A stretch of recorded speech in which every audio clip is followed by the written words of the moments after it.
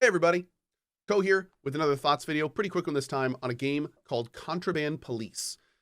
This was a game that kind of came out of nowhere. Contraband Police was recommended to me by many people in chat shortly after it released. I had heard that it was a 3D Papers, Please, for those who've heard of that game. And for those that haven't, Papers, Please is basically a game where it's kind of like one of those old spot the difference games where you'll get a bunch of variables. You are supposed to make sure if they equal what they're supposed to, and then you mark any differences and kind of move through the game. That's basically what this game is. You play a border control agent. You are given a set of variables each day, and as cars come through, you not only have to verify that, but you also deal with other situations that happen throughout the game. Now, that second part I just said is where this game got very interesting for me. There's actually a full map of like this little area you can drive around. There's different locations you can visit. There's collectibles you can get. There are a plethora of optional side missions, and there are main missions where you even have to, at some point, make some pretty sizable choices in how the game plays out. It is not just a spot the difference game. It is much more than that. There's even like a mini base upgrading mechanic that was pretty fun. There's also some pretty simplistic first person shooting elements as well.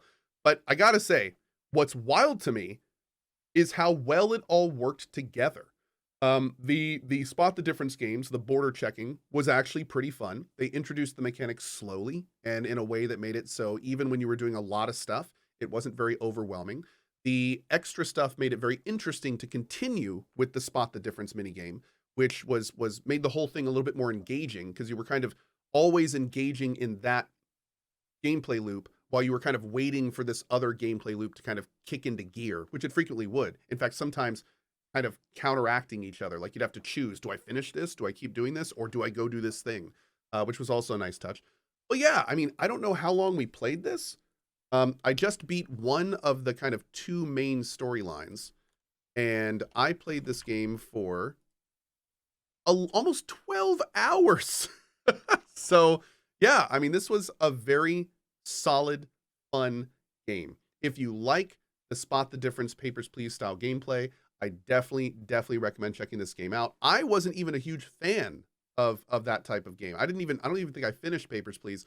Still played this all the way to the end, and it is certainly worth a look. So anyway, definitely a recommend for me if you like that stuff, and I hope you enjoy it. Keep in mind also, it is definitely a more indie game, so you're not going to be getting like, you know, huge flashy graphics, tons of models, things like that. It is definitely a more indie slanted game, but in this case, I think it works for it. I think it's great, and I had a really good time in it. So anyway, that's another thoughts video from me. I hope you enjoy it. Of course, you can check out all the gameplay here on the side, or you can check out my playthrough if you want to kind of go through that and see if this is for you.